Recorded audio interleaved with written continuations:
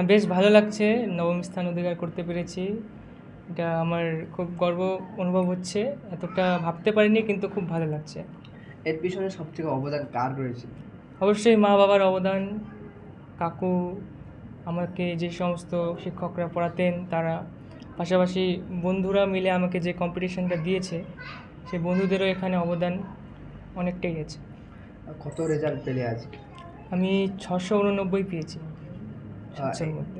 বাড়ি থেকে নিজে নিয়ে পড়াশোনা করতে না কোথাও টিউশন নিয়েছে? আমার কাকু পড়াতো, সাথে অনলাইনে আমি পড়তাম দুজন স্যারের কাছে।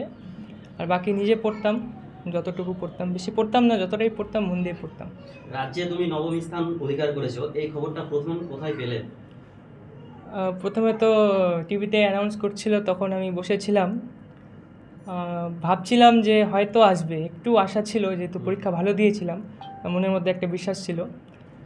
সেটা প্রথম থেকে শুনলাম সারদা বিদ্যা মন্দির থেকে প্রথম হয়েছে, এই শুনে আস্তে আস্তে দেখছি যে আশাটা মানে শেষ হয়ে যাচ্ছিল আস্তে আস্তে।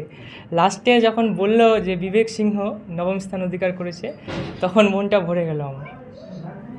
তোমার পছন্দের বিষয় কি কি, মানে কোন বিষয়গুলো তোমার বেশি ভালো লাগে? আমাকে ম্যাথ ভালো লাগে। হ্যাঁ। সামনে কোন বিষয় নিয়ে পড়াশোনা করতে চাও? আমি সায়েন্স নিয়ে যেই মেইনস অ্যাডভান্স ক্লিয়ার করতে চাই, তারপর আইআইটিতে ভর্তি হতে চাই। আমার বাবা হাই স্কুলের টিচার, মা প্রাইমারি স্কুলের টিচার। আপনার আপনার ছেলে আজকে নবম স্থান অধিকার করেছে, আপনার কেমন লাগছে?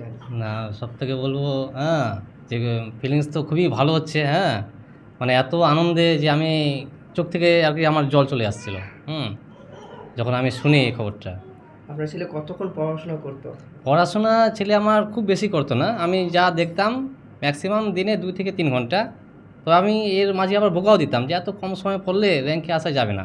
তো আমি ছেলেকে বলছিলাম যে বাবা দেখ, র্যাঙ্কে আসতে গেলে একটু পড়াশোনা করতে হবে। আর যেভাবে মিডিয়াগুলো যায়, যে যারা ভালো র্যাঙ্ক করে, আমরা যেন এটা দেখতে পাই, এটা আমার একটা স্বপ্ন ছিল আর কি, যে মিডিয়া যেন বাড়িতে এসে, হ্যাঁ, ছেলের কাছে আসে বলতে পারে যে না আমি টপ 10-এর মধ্যে আছি। সেটা আমার আজকে পূরণ হলো আর কি। দেখতে পাচ্ছি যে অনেক এখন সোশ্যাল মিডিয়ার যুগ, মোবাইল ছাড়া কেউ থাকতে পারে না। কি বলবে, আপনার ছেলে কতক্ষণ মোবাইল ইউজ করছো? মোবাইল ইউজ করতো, হ্যাঁ, মোবাইল মোটামুটি সারাদিনে দেখি 2 ঘন্টাও, হ্যাঁ, 24 ঘন্টার মধ্যে 2 ঘন্টা, 2.5 ঘন্টা ইউজ করতো। তো এবার আমি বলতাম যে এত মোবাইল ব্যবহার করা ঠিক নয়। তো সে বলতো যে না আমি মানে মেটেরিয়ালস হিসেবে ব্যবহার করছি, মোবাইলটাকে ইউজ করছি, আমি কিছু অনেক কিছু জানতে পারছি। তো যখন তো আমি মাঝে মধ্যে চেক করতাম আর কি, যখন মোবাইলে আমি চেক করতাম তো দেখি যে কিছু ওর সাবজেক্ট কিছু বিষয় আবার আছে। তো আমি আবার তেমন আবার এড়িয়ে চলে যেতাম। এই হলো ব্যাপার। আপনার ছেলে ভবিষ্যৎ নিয়ে কী ভাবছেন? ভবিষ্যৎ এখন তার চিন্তা ভাবনা, আমি তাকে বলেছি যে কী নিয়ে পড়লে ভালো হবে তোমার। তো তার ইচ্ছা, হ্যাঁ, সে বলেছে যে আইআইটি নিয়ে আমি, হ্যাঁ, পড়াশোনা করব। দেখি এখন সামনে কি হয়, তার তার লক্ষ্যটা, হ্যাঁ, সেই এখন ভালো মতো বলবে। আমি কিন্তু জোর দেবো না, তার যেটা পছন্দ মতো সে তেমনভাবে করবে। এখানে মোটামুটি 10 জনের একটা বোলেরো কার ছিল, হ্যাঁ, টুমুরিকি থেকে। ওই বাসেই আর কি কারেই যাওয়া আসা করতো। আগামীতে যারা মাধ্যমিক দেবে তাদের উদ্দেশ্যে কি বার্তা দেবে, অর্থাৎ তারা যদি তোমার কাছে কোনো টিপস চায় পড়াশোনার ক্ষেত্রে, তাহলে তুমি তাদের কি বলবে? আমি বলবো যে যতটাই পড়াশোনা করবে, মন দিয়ে করবে, তখন মানে যখন পড়াশোনা করবে তখন অন্য কোনো দিকে ধ্যান দেবে না।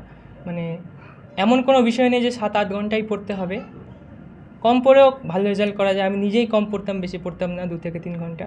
তাই যতটুকুই পড়বো মন দিয়ে পড়বো, সব কিছু তখন দূরে রাখবো। ফোন, বিশেষ করে ফোন এখন ডিস্ট্র্যাকশন সবচেয়ে বড়, সেটা দূরে রেখে পড়াশোনাটা করবো, ফল নিশ্চয়ই ভালো হবে। পড়াশোনা ছাড়া তোমার আর কি ভালো লাগতো? গান করতাম, বাঁশি বাজাতাম, গিটার বাজাতাম, ড্রয়িংও করতাম মাঝে মাঝে। আপনার ছেলে আজকে রাজ্যে স্থান অধিকার করে নিয়েছে, কেমন লাগছে আপনাকে? আমাকে খুবই আনন্দ লাগছে আর কি বলে ভাষা নেই আর কি বুঝার। কাকু তো স্কুলে পড়াতে যেতেন, আপনি আপনার ছেলের সবসময় দেখাশোনা করতেন, তিনি কেমন বাড়িতে প্রিপারেশন করতে পড়া নিয়ে? ওনার বাবাও স্কুল যেত, আমিও স্কুল যেতাম। আমরা অতটা গাইড দিতে পারতাম না আর কি, যেটুকু করতো ও নিজেই করতো। দুজনেই স্কুল। আপনি বাচ্চার কেউ? আমি মা।